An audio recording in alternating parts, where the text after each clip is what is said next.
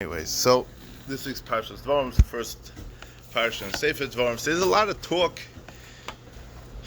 There's a lot of talk about the difference between Sefer Dvarim, which is referred to as Mishnah Torah, than all the other Chumashim. So there's really four Chumashim, and there's Mishnah Torah.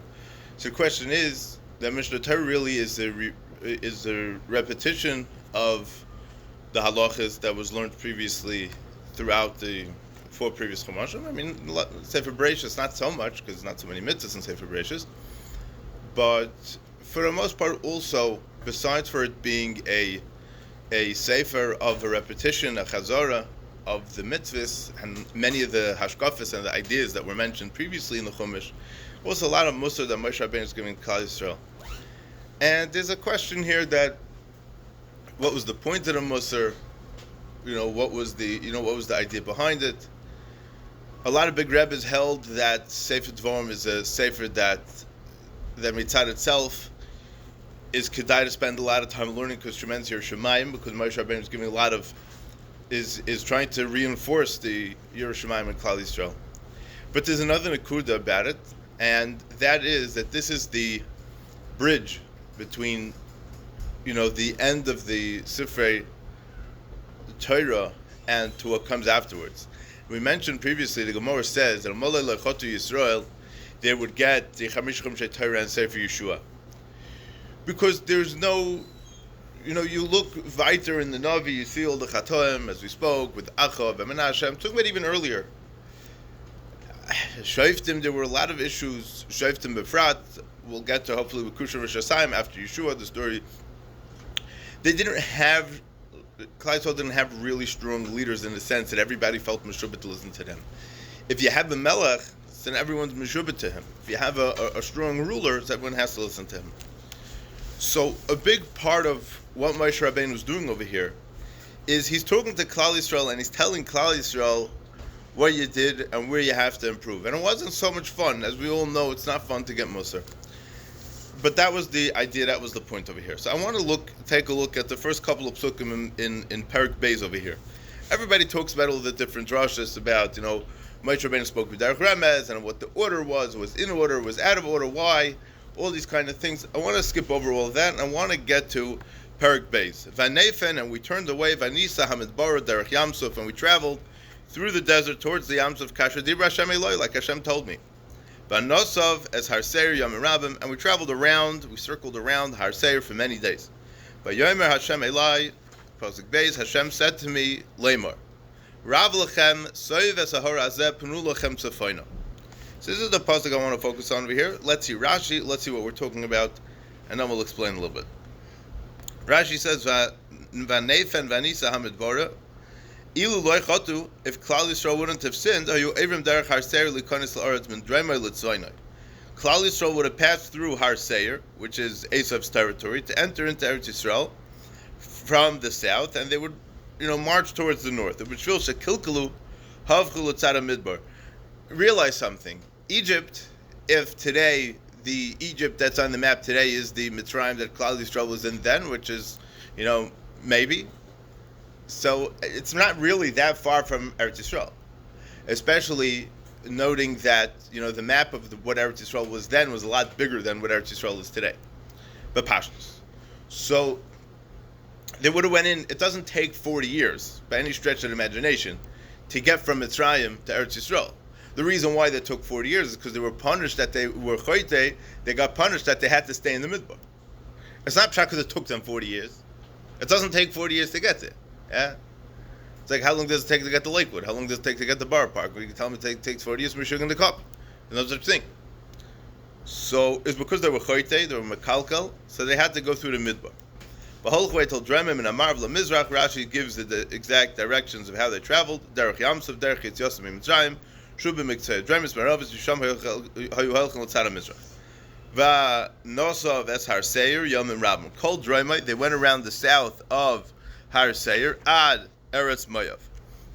Then, Vayomer Hashem Elai Lemor, Hashem said to me, Moshe Rabbeinu, like this: Rav Lechem Soiv Esahor Azeh.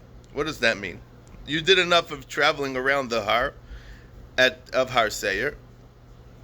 Penu Lechem Tzefoino. Let's turn northwards. Zok Rashi.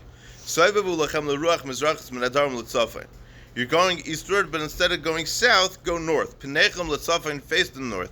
Nimtza ha'elchem ezrach ha'mizrach ha'zev shenem v'yavim mizrach shemesh l'eretz maya. Okay, whatever the directions were. Point being that now they're going northwards. Soiv esahar hazeh penu lachem tzafayno. Zokta balaturim. Rav lachem soiv.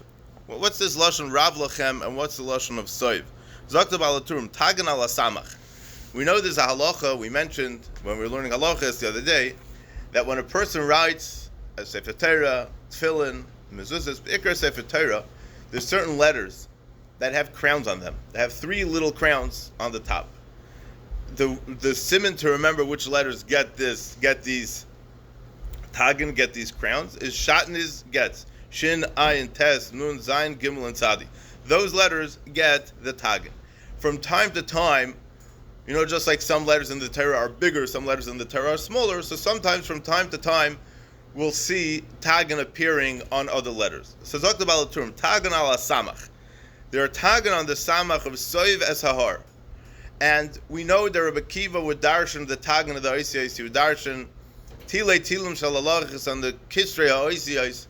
And anytime there's a tag, there's an extra crown. There's many different parts of the Aleph Beis that we can darshan. There are the basics of the Oisiyos, the actual letters, right? For example, we could be here all day because there's the way that the Oisiyos and the Aleph Beis are made up are a chachma beyond fascinating. Take the Ois Aleph, for example. The Ois Aleph has a vav running down the middle on a slant, has a yud on top, and has a yud on bottom. Right? That's how you write it. The yud on top is facing forward, and the yud that's upside down is upside down facing the other way. That's 26. It's Gematria 26. Gematria, the Shem Havaya, because Hashem is Echad. So that all fits into one letter. Beis, for example, also can be broken down. Each ice can be broken down into a specific. There's specific zachin which each ice is broken down into. Then there are tagin, the crowns on top of the Oisiyos, which are an additional mark in the Sefer Torah that you make, which we're talking about now. There's another thing called the Nekudis, right? The Nekudis that we could use to read the Oisiyos, and how to read that properly, the vowelization. And a lot of times we'll find letters, dots on top of the Oisiyos of the Oisiyos of the Sefer Torah, and each time there's a Nekuda on a Ois in the Sefer Torah. A Sefer Torah doesn't have Nekudas, so each time you have a Nekuda each time you have a dot on top of a letter in the Sefer Torah, or under a letter in the Sefer Torah, it's coming to teach you something. And then there's something called the Taimim. The Taimim are the trup, as we know them, the Taimim Mikra, and there's what the darshan of the Taimim Mikra as well. So you have Tagan ala Samach. There are crowns on the letter Samach of Soiv Lechem Esahar Pnu Lechem Tzafayna. Why is this? Lefisha Kibed as Aviv Shai ben Samach Beledes Oisai. Because Esav was Mechabed, his father, who was 60 when he gave birth to him. Ulakach Osid Lahachar Beis Hamikdash Hu Samach Amos. And therefore, he will be the one to destroy the Beis Hamikdash that was 60 Amos. There's many questions over here. We're talking about Harsei, we're talking about Esav. Yes, I understand that. So Yitzchak was 60 when Esav was born. So Esav could destroy the Beis Hamikdash, which was 60 Amos.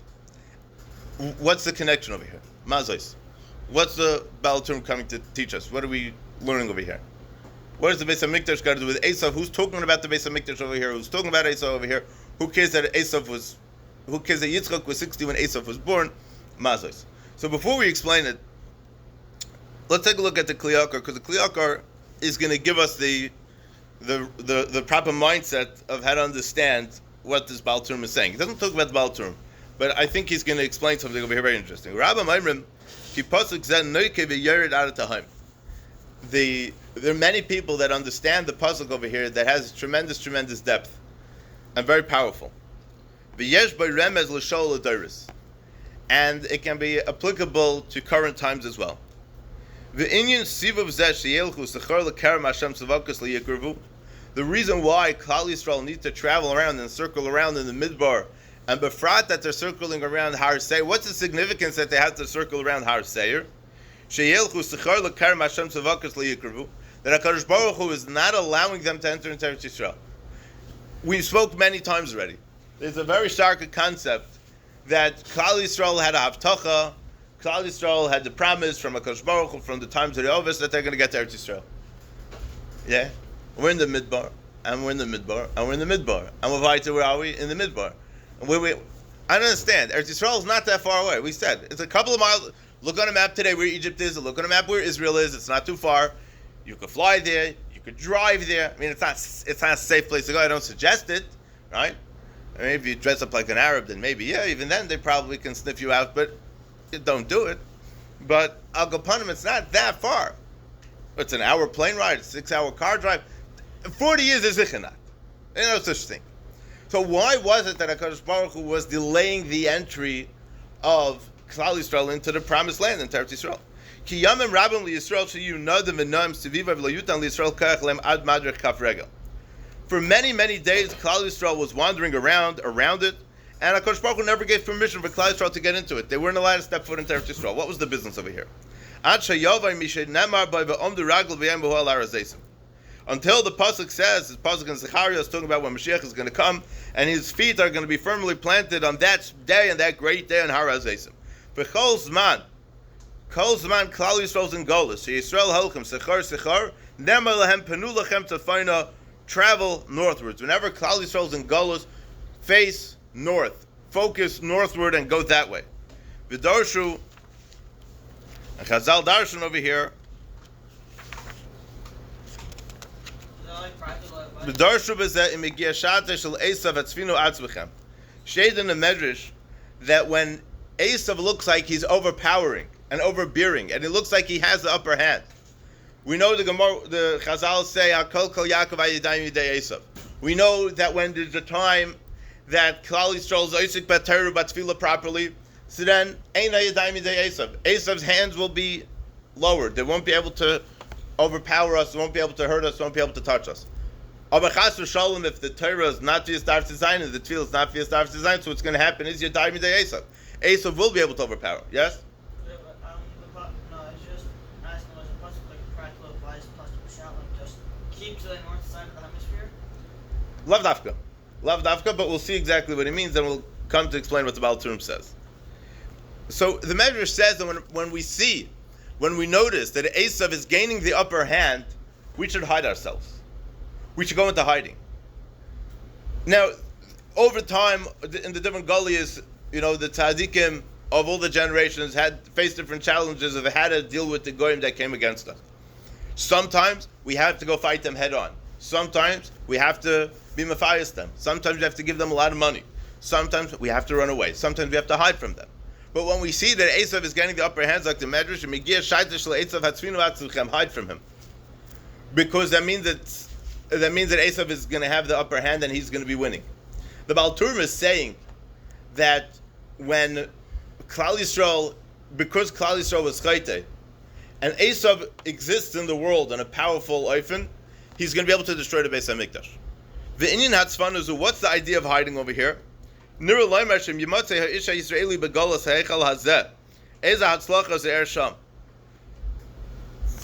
time, the Yidden are going to be matzliach in the Golus.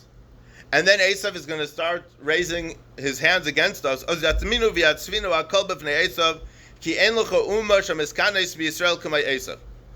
have to hide your hatzlacha and hide everything from Esav, because there's no other nation of the world that has a kinna and has a hatred towards Klal Yisrael like Esav. Ki l'daitam hakol gezula b'yodam mehen berkas Yaakov Avinu shalokach b'chaysav shel Esav b'mirma.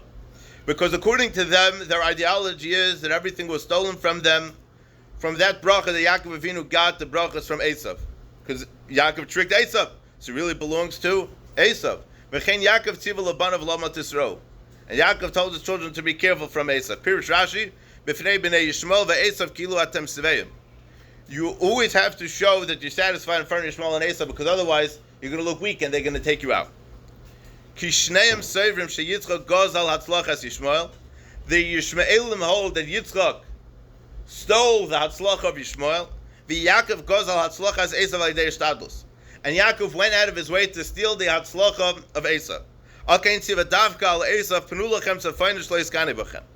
That's why we have to go around to the north.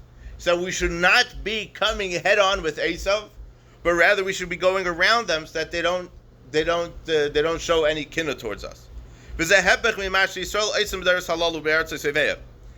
is the exact opposite of what Klal Yisrael does in these days in the land of their enemies.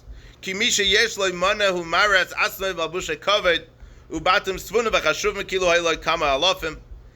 day and age, everybody flaunts their wealth, they dress in fancy clothing, and they live in these beautiful houses. Ki'ilu, they have many thousands of them. And ki'ilu, like they're stucking into the eyes, of the goyim. Tzafon is a lashon tzafon. You know, in the Seder Lo Pesach, we hide the Afikomen. Well, what's this tzafon? Why are we hiding the Afikomen? The Lela say that that's the night that Yaakov got the brachas from Yitzchak Avinu. So there's a concept of the tzafon. You gotta hide it a little bit. You can't flaunt your hatzlacha. You can't flaunt your wealth in the eyes of the goyim. And you're stoking the coals against the goyim.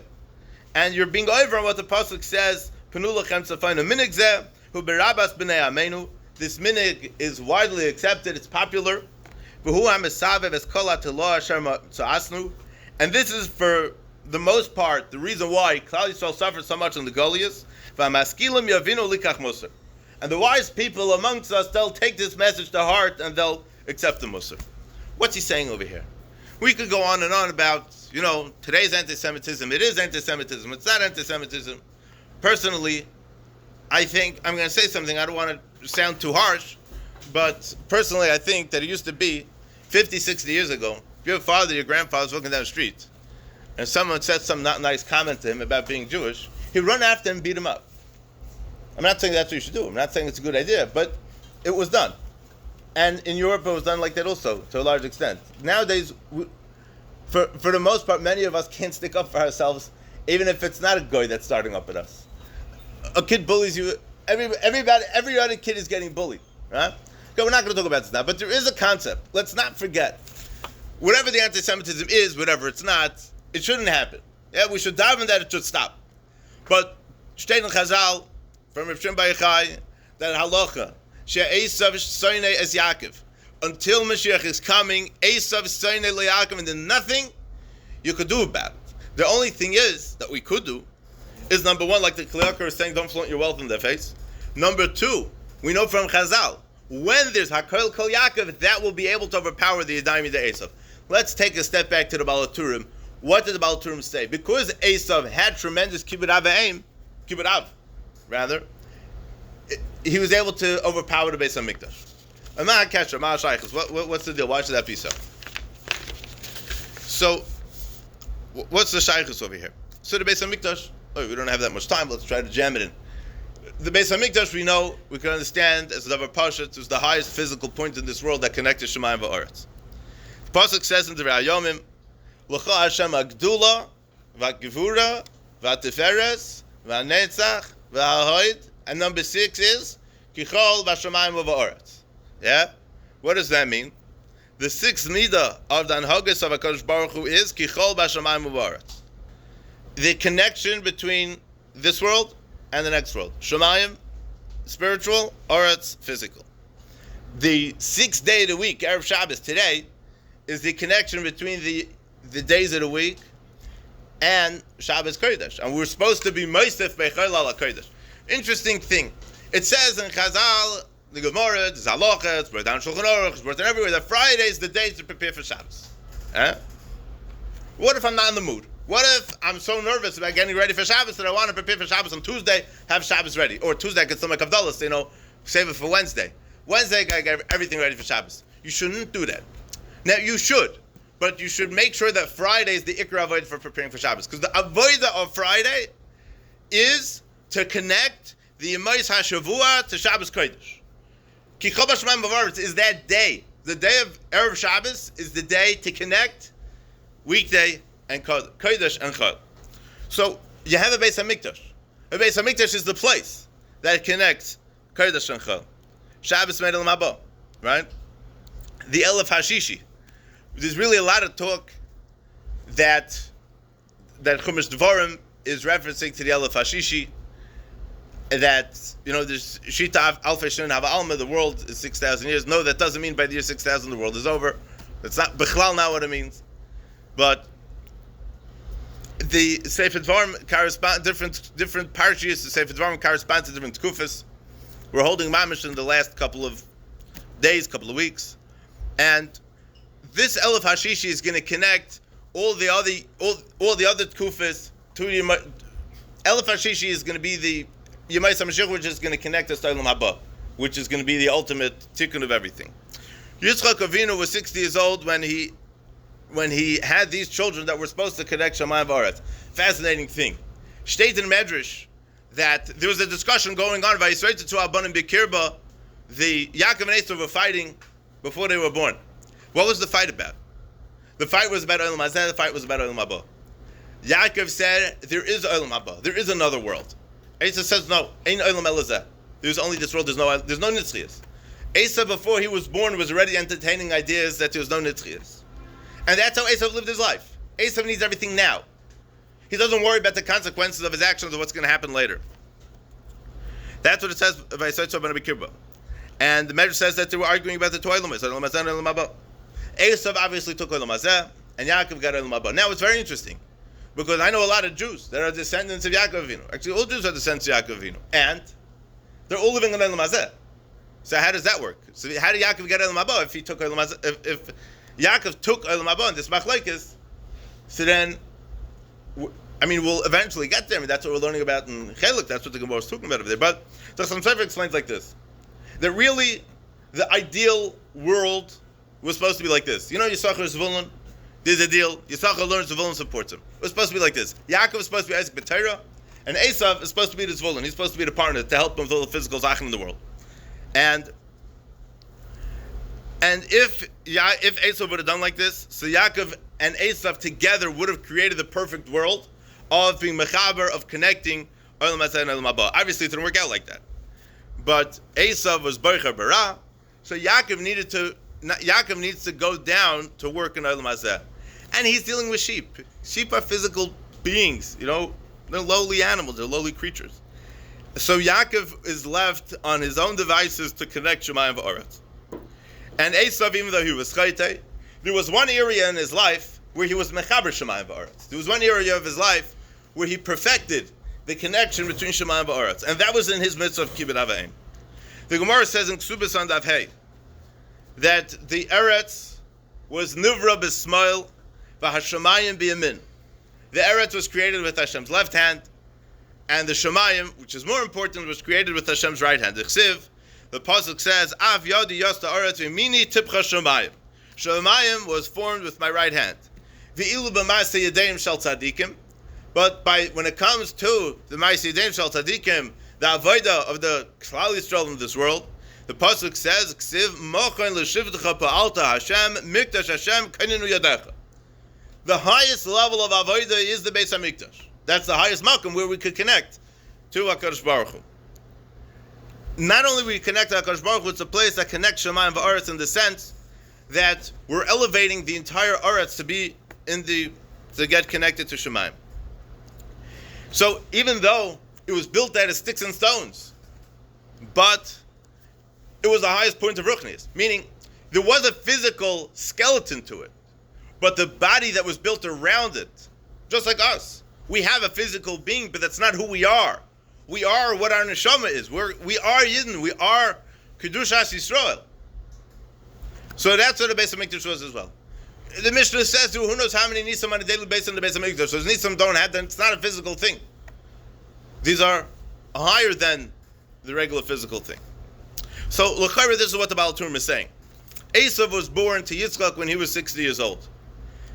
That means that he had the koyach, he had the ability to connect Shemayim and Aretz the way that he should. And from this koyach, he was able to override the Beis Hamikdash. Because he had a Gevisa Nekuda, he had a specific area in his Avodah where he was able to connect Shemayim and Aretz. So if he has something where he perfected his connection between Shemayim and Aretz, that means he's going to have the power over the thing in this world that connects Shemayim and Aretz, and that's the Beis HaMikdash. And that's going to give a mokim for Esav to destroy the Beis HaMikdash. And unfortunately, that's what happened. Now, I just want to be nice of one more thing. Because the Gemara Kedushin says a story. We have a Gemara Kedushin here. You're right here. And with this we'll end. Following Maisa. The Gemara is talking about Kibbutz Avayim. Mas? First half. Oh, yeah, we're going to finish first half. I'm continuing Mitzvah Shem. We'll be here. We'll be here for probably another week and a half or so. I don't know the whole second half, but I'm sticking around. So the Gemara is talking about different Maisalach about Kibbutz Avayim. Reb Abo. Zok Reb Abo could go in Avimi Bri, like my son Avimi Kayim Mitzvahs Kibbutz. He was Mekayim Mitzvahs Kibbutz. Chamishu Bani Samchi Havalei Lavimi B'Chayi Ovev. V'Chiava Reb Abo Kari Abava wrote Ozal Pasach Levamar in Adamatei Hasa. So Avimi, Reb Abo was the Gadol Ador, and he had a son Avimi, and Avimi had put tremendous effort in his mitzvah of Kibbutz Avayim. Avimi had 5 grown sons, and they could have helped him. They could have helped the grandfather. But B'Shum Panav Eifin, when the Zayder Reb Abo would come and knock on the door, as soon as he would hear him, he was upstairs, he was downstairs, wherever he was in the house, he would start screaming, Tata, Tata, kum. I'm coming to open the door for you. Yom Echad, one day, Omele Ashki on Maya. So Reb Abo asked Avimi to bring him a cup of water. Ada Aitzi Le Nimnim. By the time he brought the water to him, Reb Abo was sleeping. So Gochin Koyale Adi Isar. He waited patiently, standing bent over next to his father until he woke up. Istaya Milsa. And while he was waiting there, he had a Siyata Deshmaya. V'darash Avimi Mizmor Li Asaf. And he darshan Mizmor Li Asaf. What's Mizmor Li Asaf? Ba'oida Gochin Lefanav Zakrashi. While he was still bent in front of him, Shehelim B'Medrash Mizmor Echad. He was able to understand a certain medrash that he never understood before. Certain psukim and Tehillim were always bothering him, and now he was able to understand it. What was the drasha that he understood? Zok Rashi. V'yesh mefarshim shemikra ze levadei dorash. He darshan in this pasuk, Mizmor la'asaf elikim bo goyim benach lo'asecha. David HaMelech is saying in Tehillim, a Mizmor, that the Goyim came into the Beis HaMikdash and destroyed the Beis HaMikdash. In fact, the Medrash. Why would you say Mizmor la'asaf? Mizmor is a zemer, Zmiris. Zmiris is a song, something that's beautiful, something that's pleasant, something that's nice. The Goyim are destroying the Beis HaMikdash and Mizakta Mizmor. We're singing a song. The Goyim are destroying the Beis HaMikdash. You don't sing a song when the Goyim are destroying the Beis HaMikdash. Kina lasum abayilei. We should be crying our hearts out. We should be devastated. So what's the pshat over here? V'darash kach, and this is what he darshan. She'omar osav shira al shakila kosh bochu chamasai be'etzim uva'avanim shebeveisai mitoich kach hoyser pleita b'Yisrael. Could you imagine if HaKadosh Baruch Hu wouldn't destroy the Beis HaMikdash? What would have had to happen? HaKadosh Baruch Hu would have to destroy Klal Yisrael. That means there would have been a total decimation of Klal Yisrael. There would be no more Jews. And it would cause the greatest chil Hashem that ever happened. The Shtei in Chazal. So what Avimi had a siyata d'shmaya while he was being a kind of mitzvah of kibbutz avayim to understand the oimek, to understand the depth of what Churban Beis HaMikdash was about. There's a lot to talk here, and we're getting closer to Tisha B'Av, that Hashem should be mahapech et l'sas and l'simcha and to a yontif in mitzvah Hashem by this year already. But the point is that we see the concept that through kibbutz avayim there's a connection to the Beis HaMikdash, and the reason is because the Beis HaMikdash was something that connected Shemayim v'Aretz, and it was something that Esav also was able to connect Shemayim v'Aretz with in that specific Maisa. So when Avimi is bringing water to his father, maybe this was water to put at the fire to Beis HaMikdash, I don't want to say such a drasha. Yeah, I'm not darshaning. But v'darash kach she'omar osav shira al shekila kosh baruch hu chamasai be'etzim v'avanim shebeveisai mitoich kach hoyser pleita b'Yisrael. Kosh baruch hu poured out his anger on the physical skeleton of the Beis HaMikdash, and that was destroyed, and was able to spear Klal Yisrael in that way. Shel molek kach le'nishtayir misreina Yisrael sarved v'chein omer kila Hashem es chamasai v'yotzes eish b'tziyai. Just want to end off with a quick bracha. First of all, for the Gevaldig Oilam that we had here the whole first half, For those that were here, it was a beautiful opportunity to learn, and it was a gewaltige simchas Torah and a lebedekite in learning. I really, really appreciated it. And we're going to go weiter. Who's not being here second half? You? What about you? You're here till Mashiach comes, huh? For sure. And we're all here till Mashiach comes. And Mashiach doesn't come on Friday. You know that, right? Mashiach doesn't have to get ready for Shabbos. He's gonna make us ready for Shabbos. Yom Shekulei Shabbos. The point is, I just want to give everyone a bracha. My humble blessing to you all is that we should be zeicha to appreciate the loss of what the Beis HaMikdash was about, and we should all be zeicha l'rois bebinyano u'besimchasa meher v'meinu amen. Good Shabbos, everyone.